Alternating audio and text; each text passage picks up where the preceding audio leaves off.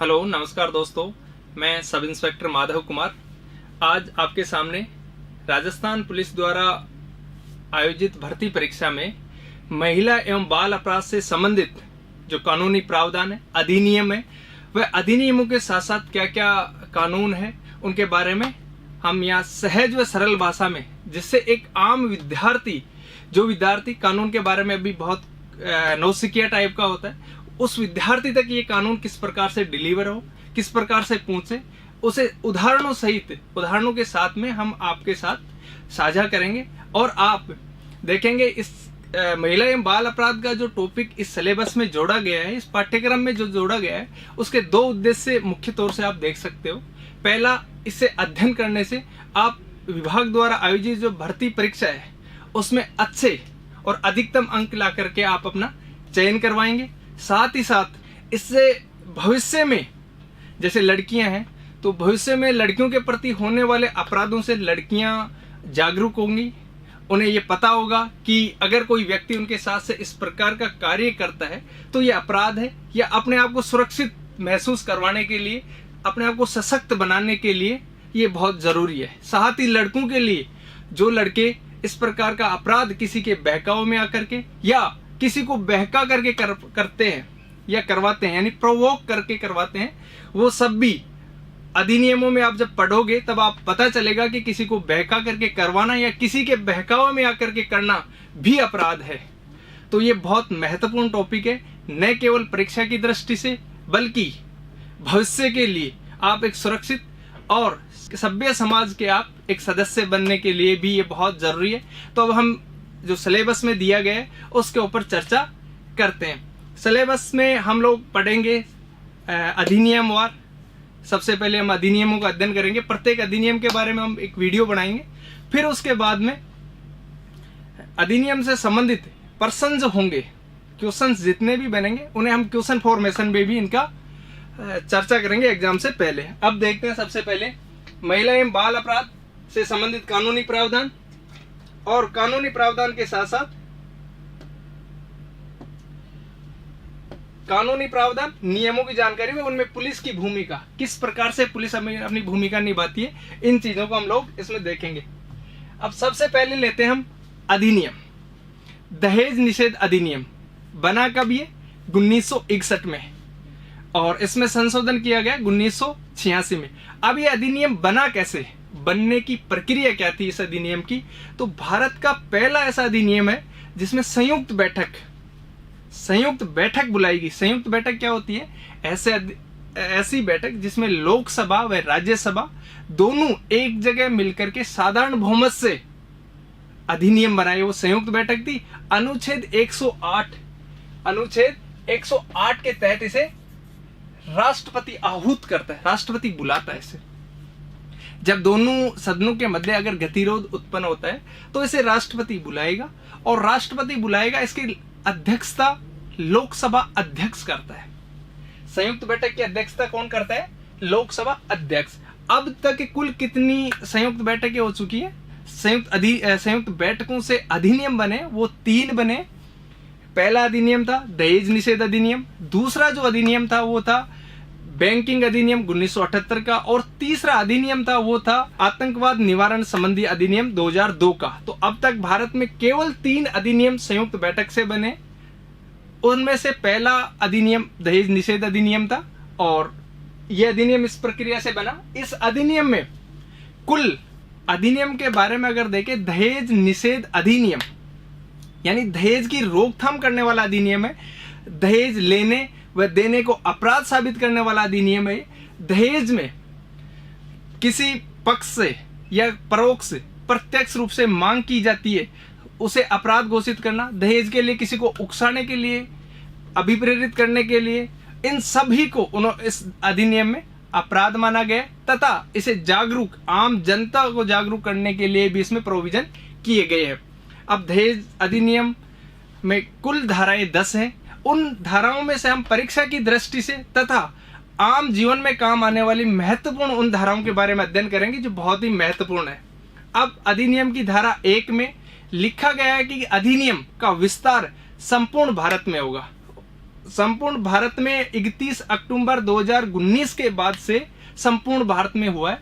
उससे पहले जम्मू कश्मीर के अलावा इसका विस्तार था। अब जम्मू कश्मीर में सभी न तो आईपीसी लागू थी न सीआरपीसी लागू थी, लेकिन जम्मू कश्मीर पुनर्गठन अधिनियम 2019 जो 31 अक्टूबर 2019 से क्रियान्वयन जिसका हुआ है, उसके बाद में सभी आईपीसी सीआरपीसी की धाराएं व अधिनियम जम्मू कश्मीर में भी लागू है।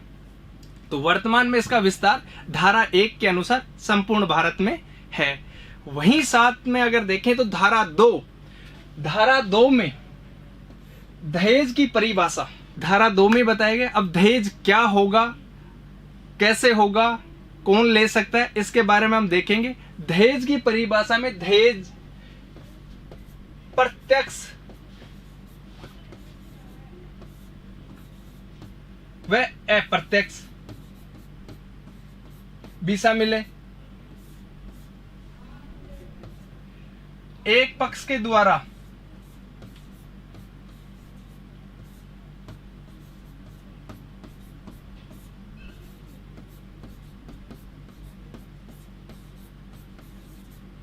दूसरे पक्ष, यानी दहेज में क्या होगा, दहेज में पहला होगा एक पक्ष के द्वारा दूसरे पक्ष से कुछ लेन देन की गई हो। अब इसमें समझने वाली बात क्या है, दहेज में यही नहीं होगा जो दहेज निषेध अधिनियम का मूल उद्देश्य था, उसमें यही नहीं था कि केवल लड़की वालों से मांग की जाती है या लड़के वालों से मांग की जाती है। इसमें यह पक्ष लड़की वाला भी हो सकता है और यह पक्ष लड़के वाला भी हो सकता है, यानी दहेज की मांग लड़की वालों से भी की जा सकती है और लड़कों वालों से भी की जा सकती है। तो एक पक्ष के द्वारा दूसरे पक्ष से मांग की गई हो या लेन देन की गई हो, और प्रत्यक्ष रूप से मांग की गई हो, अप्रत्यक्ष रूप से मांग की गई हो, और वो कब कब, 3 परिस्थितियां इसकी बताई गई है, वो कब कब लेगा, विवाह के समय,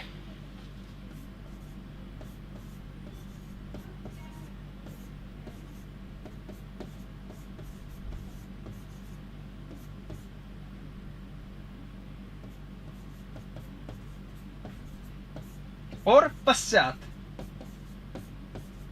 यानी विवाह से पूर्व का मतलब हुआ कि जैसे किसी की मंगनी हुई, किसी की सगाई हुई, उस समय से लेकर के विवाह के समय, जैसे बारात आई उस टाइम में जो देते हैं वो हो गया, या विवाह के पश्चात। विवाह के पश्चात का तात्पर्य है कि 7 वर्ष के बाद तक।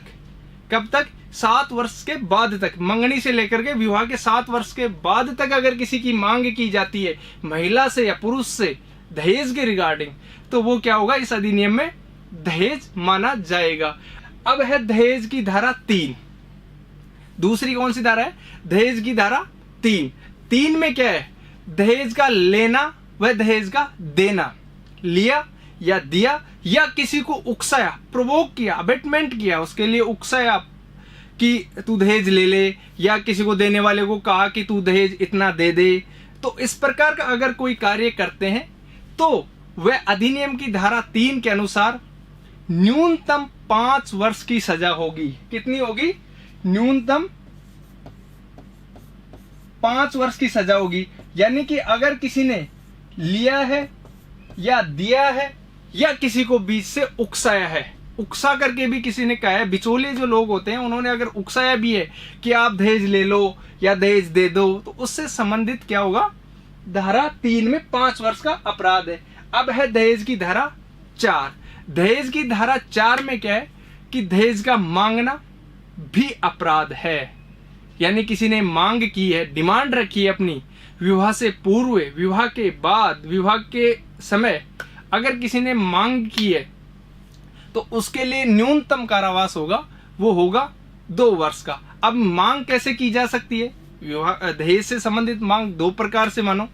कोई प्रत्यक्ष रूप से ही ससुराल वालों से मांग लेता है कि मुझे ये गाड़ी चाहिए, या मुझे कोई लड़की कहती है कि मैं आपसे शादी तभी करूंगी जब मुझे इस प्रकार का गहना या आभूषण दोगे।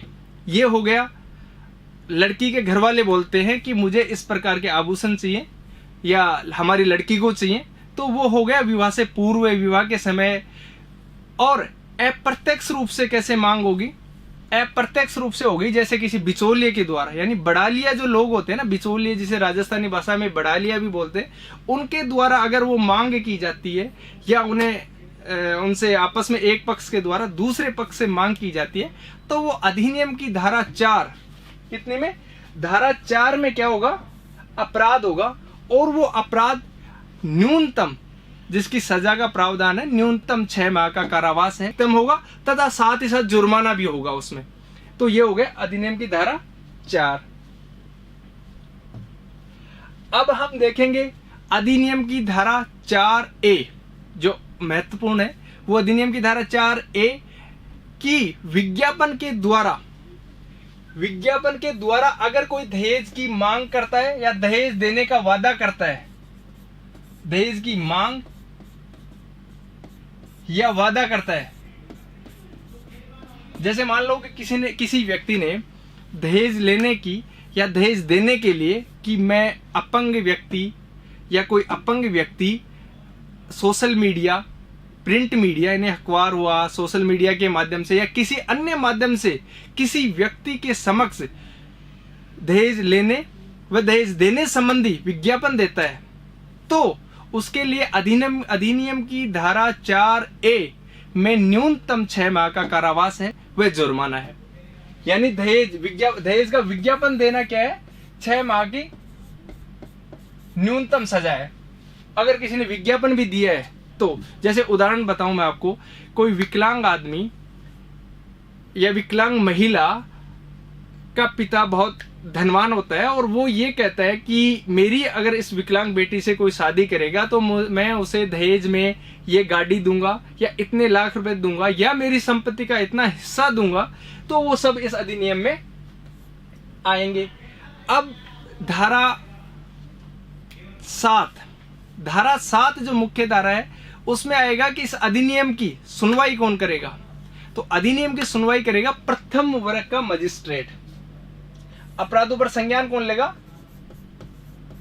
प्रथम वर्ग का मजिस्ट्रेट।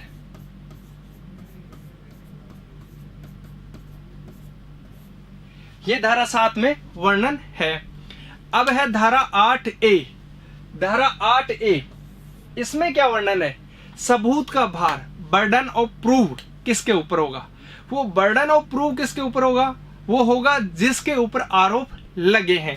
जैसे मान लो किसी एक पक्ष ने, महिला पक्ष भी हो सकता है, वो पुरुष पक्ष भी हो सकता है, एक पक्ष ने दूसरे पक्ष के ऊपर, ये मानो कि A एक पक्ष है और B दूसरा पक्ष है, एक पक्ष ने दूसरे पक्ष के ऊपर अगर आरोप लगाए हैं तो ये अधिनियम कहता है कि बर्डन ऑफ प्रूफ इस पर होगा। यानी कि ये गया थाने में गया या दहेज निषेध अधिकारी के पास में गया और ये बोलता है कि ये उक्त आदमी मेरे से दहेज की मांग करता है या दहेज लिया है या दहेज दिया है या मुझे दबाव में लेकर के दहेज मांगा है या परेशान कर रहा है, मुझे दहेज के लिए दहेज उत्पीड़न कर रहा है, तो उसके लिए क्या होगा कि ये आदमी या ये पक्ष इसमें प्रूव करेगा कि हमने दहेज की न तो मांग की है और न ही लिया है न ही दिया है। जो आरोप लगे हैं उन्हें गलत साबित कौन करेगा, ये पक्ष करेगा, बी पक्ष से गलत साबित करेगा। तो धारा 8 क्या कहती है, 8A कहती है कि सबूत की बहार किस पर होगा, वो सबूत का बहार होगा जिस पर आरोप लगे हैं। अब है अधिनियम की धारा 8B, दहेज प्रतिषेध अधिकारी, यानी दहेज की रोकथाम करने वाले अधिकारी कौन होंगे, कैसे उसे नियुक्त किया जाएगा। तो उसके संबंध में धारा 8B में लिखा गया है कि दहेज प्रतिषेध अधिकारी राज्य सरकार, जो स्टेट गवर्नमेंट होगी, वो अपने राजपत्र में जितने आवश्यकता है उनके अनुसार उन्हें नियुक्त करेगी। तो ये दहेज प्रतिषेध अधिकारी आएंगे, दहेज की रोकथाम करने वाले अधिकारी होंगे, वो राज्य सरकार जितने आवश्यक समझेगी उतने नियुक्त करेगी। अब इसमें क्या होता है कि दहेज निषेध अधिकारी में पुलिस के बारे में लिखा गया है कि पुलिस को वही पावर प्राप्त है, वही शक्ति प्राप्त है जो कि दहेज प्रतिषेध अधिकारी इस अधिनियम में नियुक्त किया गया है। तो ये धारा 8B थी। अब हम देखते हैं कि धारा 10, अधिनियम में कुल कितनी धाराएं थी? 10। अब धारा 10 क्या कहती है कि इस अधिनियम के संबंध में राज्य सरकार कानून बना सकती है। कौन बना सकता है?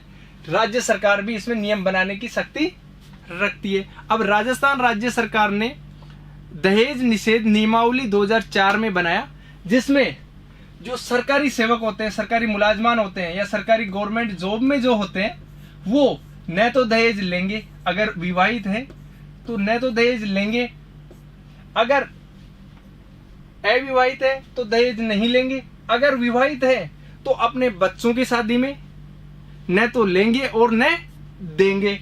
इसके संबंध में 50 रुपए का क्या होगा? नॉन जुडिशियल स्टाम्प पेपर होगा। कितने रुपए का होगा वो? 50 रुपए का। और किस नियम के तहत होगा? राजस्थान दहेज निषेध नियमावली 2004 के तहत क्या होगा? 50 रुपए का। आज जो भी कोई गवर्नमेंट जॉब में लगता है उसे प्रत्येक व्यक्ति को यह अनिवार्य है। अब आता है कि भारतीय दंड संहिता में, यानी अधिनियम में तो 10 धाराएं थी, अधिनियम बना 1961 में, तो इससे पूर्व भी तो अधिनियम में कुछ धाराएं थी, या दहेज पर रोक लगाने के लिए आईपीसी में प्रावधान था, भारतीय साक्ष्य अधिनियम में प्रावधान था। उन्हें अगर हम लोग देखेंगे तो आईपीसी में जो प्रावधान थे वो 2 थे, मुख्य थे। एक था, 2 प्रावधान इसमें मुख्य थे। एक प्रावधान था कि अगर कोई दहेज के लिए उत्पीड़न करता है और जिसमें दहेज की एक पक्ष जैसे लड़का या लड़की जीवित है, तो उसे आईपीसी की धारा 498 का ऑफेंस माना जाएगा। और दूसरी ओर अगर विवाहिता या जिसके साथ शादी की थी उससे दहेज की मांग की जाती है, दहेज के लिए उत्पीड़न किया जाता है और वह आत्महत्या कर लेती है या उसकी हत्या कर दी जाती है, यानी एक तरफ होता है जीवित, 498 में जीवित रहता है तब तक है, और 304 बी में क्या है कि अगर उसकी दहेज के कारण से, दहेज की मांग या दहेज के उत्पीड़न के कारण से उसकी मौत हो जाती है या आत्महत्या कर लेती है या हत्या कर दी जाती है, तो उसके लिए 304 बी में प्रोविजन है। अब 498 ए में दहेज उत्पीड़न क्या होता है कि उसके लिए शारीरिक रूप से उसे ये रोज रोज परेशान किया जाए, मानसिक उसे ताना सुनाया जाए या उसे गालियां दी जाए या उससे कोई मांग की जाए रोज, या दहेज को लेकर के उसे बार बार ये कहा जाए कि तुम्हारे बाप ने ये नहीं दिया, तुम्हारी माँ ने ये नहीं दिया, इसका वादा किया था। तो इस प्रकार के अगर किसी को उत्पीड़न किया जाता है तो वो दहेज उत्पीड़न 498 आईपीसी में दर्ज किया जाता है। अब इसके लिए क्या होगा कि इसमें सजा का प्रावधान क्या है? इसमें 498 ए है, ये जमानती है। क्या है? जमानती है, यानी इसमें धारा का प्रावधान है सजा 3 वर्ष तक, 3 वर्ष तक की इसमें सजा है। अगर किसी ने दहेज के लिए उत्पीड़न किया है तो 3 वर्ष तक की सजा है, और ये नॉन कॉग्निजेबल ऑफेंस होता है, असंज्ञेय प्रकृति का अपराध होता है। तो इसमें पुलिस जाते ही सीधे गिरफ्तार नहीं करती, उनमें पहले नॉन कॉग्निजेबल ऑफेंस के अकॉर्डिंग इनमें 3 वर्ष की सजा तक का प्रावधान है। अतः पुलिस क्या करेगी, उसमें आपस में दोनों के जो भी परिवाद आता है उस परिवाद की जांच करेगी, जांच के बाद उसे न्यायिक मजिस्ट्रेट को भेजेगी, मजिस्ट्रेट की अनुमति से उसे गिरफ्तार कर सकती है। तो इस प्रकार का हो गया कि दहेज की मांग करना भी या दहेज के लिए उत्पीड़न करना भी एक अपराध की श्रेणी में आ जाता है। इसके लिए सुप्रीम कोर्ट ने इस अधिनियम की धारा का बहुत बार गलत भी उपयोग हुआ है। 498 ए का रियली में इस धारा का बहुत बार गलत उपयोग किया गया है, किसी निर्दोष व्यक्ति को भी इसमें फंसाया जाता है। इसके लिए सुप्रीम कोर्ट बार बार गाइडलाइन जारी करता रहता है, और हाल ही में एक गाइडलाइन जारी की थी सुप्रीम कोर्ट ने कि 498 ए में पुलिस अपनी कार्यप्रणाली में पारदर्शिता लाए, साथ ही साथ अगर कोई ऐसा मामला होता है तो परिवार कल्याण समिति को इसके संबंध में रिपोर्ट करे, दोनों की वार्तालाप करे, मध्यस्थता करवाए और उसके द्वारा इन्हें मामले को सुलझाने का प्रयास करे। तो इसके लिए सुप्रीम कोर्ट की गाइडलाइन भी है। अब है 304 बी, इसमें विवाहिता की, जिससे विवाहित विवाह किया उसकी मृत्यु हो जाती है, या दहेज हत्या का मामला इसे बोलेंगे।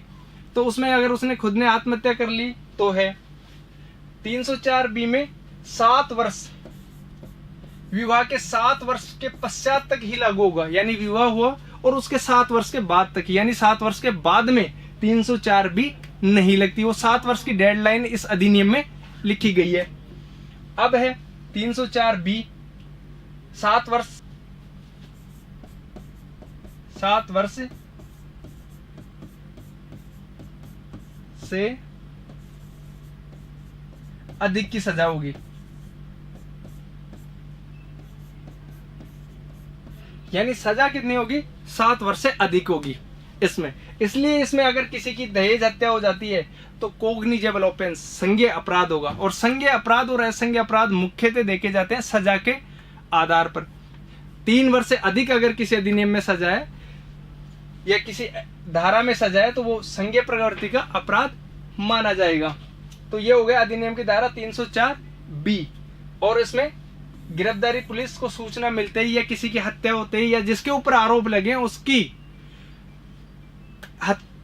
उसको तत्काल से पुलिस गिरफ्तार कर लेती है। और इसका क्या है कि इस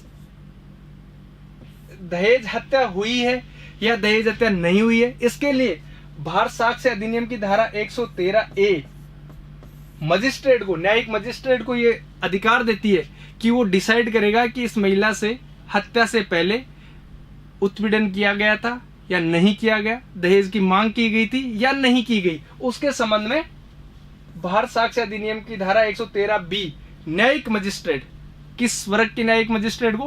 प्रथम वर्ग के न्यायिक मजिस्ट्रेट को। और यह अधिनियम की किस धारा में लिखा हुआ है? अधिनियम की धारा 7 में यह लिखा हुआ है कि प्रथम वर्ग का न्यायिक मजिस्ट्रेट, जिसे ये पावर देती है, एम्पावर्ड करती है उसे, कि वह डिसाइड करेगा कि इससे पहले मांग की गई थी या नहीं की गई थी, उत्पीड़न किया गया था या नहीं किया गया था। तो इस प्रकार से इसमें ये प्रोविजन है। अब इससे संबंधित हम जो महत्वपूर्ण जो प्रश्न थे उनका सारांश के रूप में आपके सामने लेके आए। महत्वपूर्ण प्रश्नों को एकीकृत करके लेके आए कि इस अधिनियम से संबंधित सभी प्रश्न हो। दहेज की मांग करना, डिमांड करना अधिनियम की किस धारा का अपराध है? तो डिमांड, मैंने आपको बताया था डिमांड करना किस धारा का अपराध है? अधिनियम की धारा 2, 8, 4 और 5। तो मांग करना किसका है? अधिनियम की धारा 4 का। और इसमें सजा का प्रावधान कितना है? किसी ने अगर मांग की तो, डिमांड की है तो उसमें सजा का प्रावधान होगा 2 वर्ष का। कितना है? 2 वर्ष का। अब इसके बारे में देखते हैं अधिनियम की धारा 2 में क्या है। 2 में है दहेज की परिभाषा। अब दहेज के बारे में आपने पहले बात की कि कौन ले सकता है, एक पक्ष दूसरे पक्ष को किन परिस्थितियों में ले सकता है, प्रत्यक्ष या अप्रत्यक्ष रूप से ले सकता है। परिस्थितियां कौन सी हुई? 3 परिस्थितियां। कब से कब तक? विवाह से पूर्व यानी मंगनी के समय, या मंगनी से लेकर के विवाह के समय तक। तो विवाह से पूर्व, विवाह के समय और विवाह के पश्चात 7 वर्ष तक। अब है धारा 8 में धारा A, धारा B। ए में क्या है? धारा 8A में क्या है कि सबूत का भार, बर्डन ऑफ प्रूफ किसके ऊपर होगा? वो होगा आरोपी पक्ष पे। धारा 8B में क्या है? दहेज प्रतिषेध अधिकारी, दहेज की रोकथाम करने वाला अधिकारी कौन होगा? वो है धारा 8B में। अब इसी के साथ है धारा 5। धारा 5 यानी दहेज का करार शून्य हो जाएगा विवाह के समय। अगर किसी ने किया है या करने का प्रयास किया है या मांगा है तो वो करार शून्य हो जाएगा। अब जो दूसरा जो प्रश्न है वो है निम्न में से गलत की पहचान करो, यानी इनमें से 4 में से 3 सही है और 1 गलत है। अब आप देखो, दहेज निषेध अधिनियम कब बना था? 1961 में। दहेज हत्या विवाह से 7 वर्ष तक मानी जाती है। दहेज हत्या आईपीसी की धारा 304B में संज्ञेय प्रवृत्ति का मामला है। दहेज की परिभाषा अधिनियम की धारा 8 में बताया गया है। गलत ये है। अब आप देखो, ये अधिनियम कब बना था? अधिनियम बना था 1961 में, बिल्कुल सही है। दहेज हत्या विवाह से कब तक मानी जाती है? ये है, मानी जाती है 7 वर्ष तक। और ये किस धारा में लिखा हुआ है कि 7 वर्ष तक ही माना जाएगा? दहेज हत्या आईपीसी की किस धारा में दर्ज की जाती है? 304 बी में। और ये संज्ञेय प्रकृति का अपराध है, क्योंकि इसमें सजा, अगर दहेज हत्या होती है तो सजा 3 वर्ष से अधिक होगी। और धारा 8 में मैंने बताई ए बी इन दोनों में क्या है? सबूत का भार और प्रतिषेध अधिकारी। अब है दहेज निषेध नियम के अनुसार शिकायत दर्ज कराने के संबंध में कौन सा गलत है? यानी शिकायत कौन कौन दर्ज करा सकता है? पीड़ित व्यक्ति। अब पीड़ित व्यक्ति में महिला भी हो सकती है और पुरुष भी हो सकता है। तो पीड़ित व्यक्ति हो गया, पीड़ित के माता पिता या अन्य रिश्तेदार हो गए, मान्यता प्राप्त कल्याण संगठन हो गया। शिकायत की व्यक्तिगत ही उपस्थिति हो सकती है। शिकायत केवल व्यक्तिगत जाकर के ही उपस्थिति अपनी दर्ज करा के ही शिकायत दर्ज करा सकता है। तो ये गलत है, बाकी ये 3 सही है, क्योंकि पीड़ित व्यक्ति महिला भी हो सकती है और पुरुष भी हो सकता है। पीड़ित के माता पिता भी करा सकते हैं, अन्य रिश्तेदार भी करा सकते हैं। अगर पीड़ित की दहेज हत्या हो जाती है या उसने आत्महत्या कर ली तो भी उसके माता पिता या रिश्तेदार करवा सकते हैं। साथ ही मान्यता प्राप्त कल्याण संगठन। अब ये कल्याण संगठन किसका दर्जा मिलता है? किसे दर्जा मिलता है?